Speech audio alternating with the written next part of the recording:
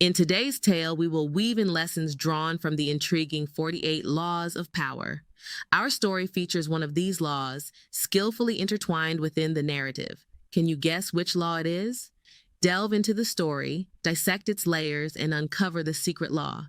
Stay tuned till the end to see if your guess aligns with ours. As the tale unfolds, consider the following three laws as the underlying theme. Law 16, use absence to increase respect and honor. Could the absence of love be a key factor in our protagonist's journey? Law 18, do not build fortresses to protect yourself. Isolation is dangerous. Could the widow's secluded existence in the wood reflect this law's essence? Law 10, infection, avoid the unhappy and unlucky. Could the unhappy widow's presence spread misfortune and affect those around her? Indulge in the narrative. Pick your choice, and let's see if our thoughts coincide at the end of the story. The widow of the wood, an elderly woman, sought solitude following her husband's heroic death in battle. While the Hive celebrated his valor, she nursed a heart seething with anger, blaming the Hive for his untimely demise. Her grief was a cold winter that refused to yield to spring. The Hive, a community bound by the principles of unity and shared sacrifice, honored their fallen warriors with unparalleled reverence. Every warrior's name was etched into the Hive's Hall of Heroes, an eternal testament to their bravery. The Hive's unity was not only demonstrated in the remembrance of fallen heroes, but extended to the care and support for their families left behind. Families of the fallen were treated with deep respect and provided for by the community, ensuring they wouldn't suffer financial hardship. The Hive's unity, therefore, became a beacon that lit even the darkest corners of grief, underscoring the value of coming together during times of loss. Each season, the Hive, paying homage to her fallen love, the Hive would bring her gifts of food, spices, and clothes.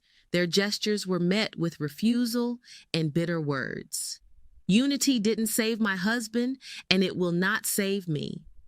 She chose to endure the harsh conditions alone, a silent protest against the Hive she held responsible for her loss.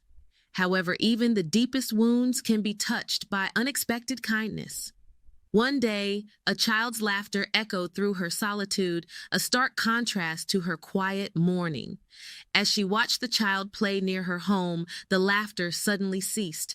Fear gripped her heart, and she raced towards the nearby stream.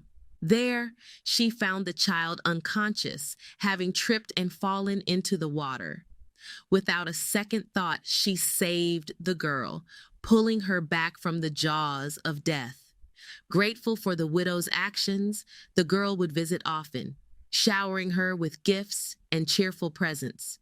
But the widow remained unreceptive until one day, the girl said, "I have tried to return the grace you showed me all those years ago.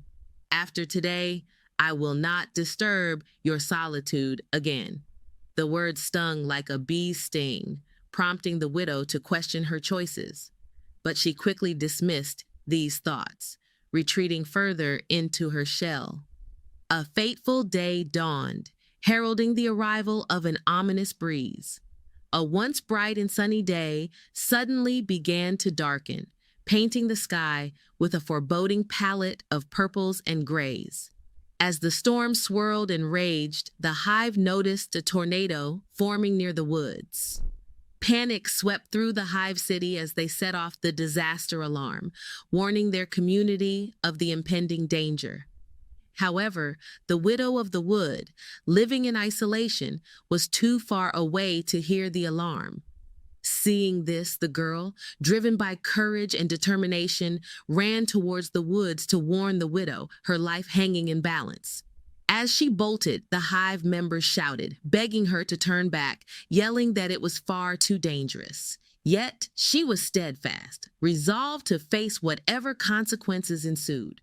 The girl ran like the wind, dodging debris and various objects flying through the tumultuous air, determined to reach the widow and save her from the wrath of the storm. Barely catching her breath, the girl arrived at the widow's small house, the roar of the storm trailing her. She began to bang urgently on the door, her knuckles turning raw against the rough wood. Finally, the door creaked open, revealing the widow's surprised face. "Why have you come, child? I thought you had given up on me," the woman queried, her voice drowned by the wailing wind.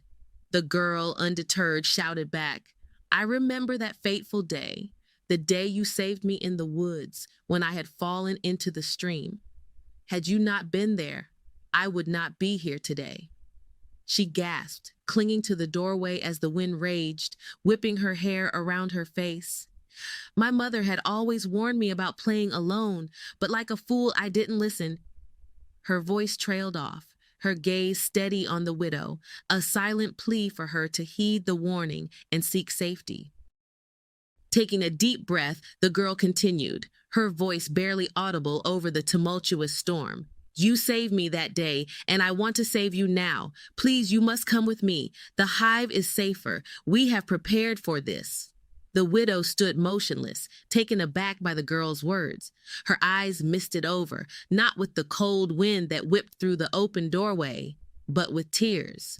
The storm outside mirrored the storm that raged within her, a storm of remorse, regret, and a sudden, undeniable yearning for unity. Just as her words faded into the storm, a blinding flash of lightning split the sky, followed by a thunderous crash. A large branch, severed from a nearby tree, fell and trapped the girl beneath its weight. She was pinned down, unable to move. The widow watched in horror as the girl struggled, her heart pounding in her chest. She was faced with a choice: to stay and save the girl or to run to safety. Memories of her lost love flooded her mind, his selfless sacrifice for the hive that she harbored resentment towards. She had spent years hardening her heart, blaming the hive for his death. But now she found herself on the precipice of a decision that mirrored her husband's last moments. She looked at the girl, her eyes wide with fear, and then at the raging storm around them. The choice was hers to make. In that moment, she realized he may have died that day, but the sacrifice was one he had willingly made to protect those he loved. Her sense of remorse deepened as she reflected on the years she had spent in solitude and resentment.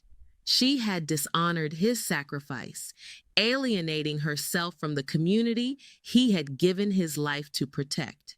She had been wrong. She should have celebrated his life, his courage, and his selflessness instead of retreating into her grief.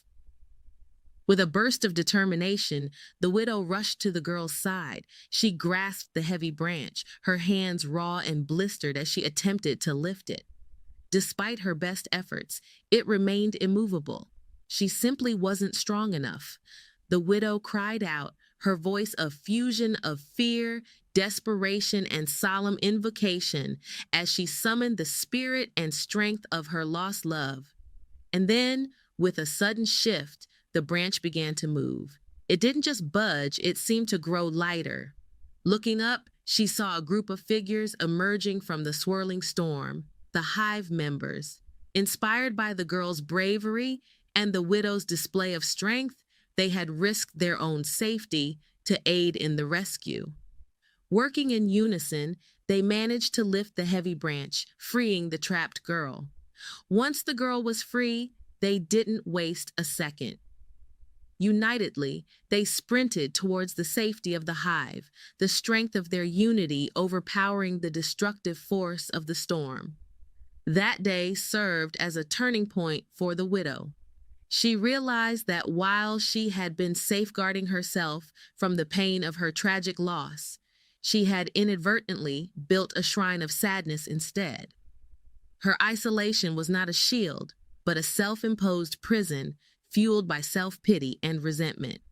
However, the brave girl's actions and the unity displayed by the hive members during the storm shattered her walls of solitude. She understood that her husband's sacrifice was not for her to mourn alone, but was a testament to the power of unity and love. From then onwards, the widow chose to live out her remaining years within the hive community. contributing her time to nurturing the young in the nurseries and enlightening them with tales of the wood.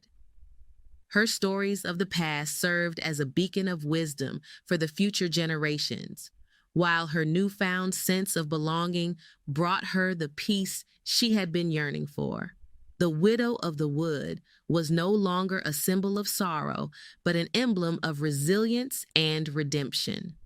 Her journey underscored the timeless lesson that even in the face of unspeakable grief, unity, understanding, and love could illuminate the darkest of storms. So, which of 48 laws of power do you think was most clearly demonstrated in our protagonist's journey? Was it Law 16? Use absence to increase respect and honor. The idea that the absence of love might have been a key factor in the widow's evolution? Or perhaps it was Law 18. Do not build fortresses to protect yourself. Isolation is dangerous, mirrored by the widow's secluded existence in the woods? Or could it be Law 10? Infection. Avoid the unhappy and unlucky, suggesting that the unhappy widow's presence might spread misfortune and affect those around her. The answer, in fact, is Law 18. The widow's self-imposed isolation not only kept her from the love and support of community, but also barred her from coming to terms with her grief and honoring her husband's noble sacrifice. As we conclude our journey with the widow of the wood, we hope you found her tale enlightening. Please feel free to share your thoughts in the comments section below. Did you identify any other laws of power at play? We'd love to hear from you. If you enjoyed the content, please give it a thumbs up and share it with friends who might find it intriguing. Don't forget to subscribe to our channel and hit the notification bell to stay updated on our latest content. Stay tuned for more fascinating journeys ahead.